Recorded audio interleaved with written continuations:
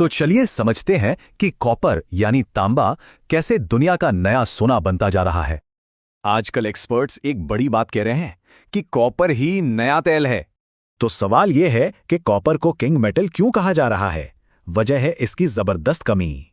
इसकी सबसे बड़ी वजह है डिमांड, जिसमें एक तरह का तूफान आ गया है। और इस डिमांड को बढ़ा रही हैं दो चीजें, इलेक्ट्रिक गाड़ियां और ग्रीन एनर्जी। सोचिए, एक ईवी में नॉर्मल कार से 4 से 5 गुना ज्यादा कॉपर लगता है। और ये कोई टेम्पररी ट्रेंड नहीं है, बल्कि एक परमानेंट यानी कि हमेशा रहने वाला बदलाव है।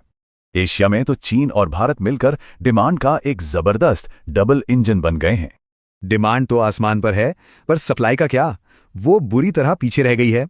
दिक्कत यह है कि सालों से कोई बड़ी नई माइन नहीं मिली और अप्रूवल में ही बरसों लग जाते हैं। मतलब आज कोई नई खदान मिले भी तो प्रोडक्शन शुरू होने में 8 से 10 साल लगेंगे।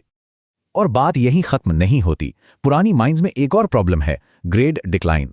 मतलब पहले की माइंस में 1% से ज्यादा कॉपर मिलता था, अब 0.5% से भी कम। तो जब डिमांड इतनी ज्यादा हो और सप्लाई इतनी कम, तो क्या होता है?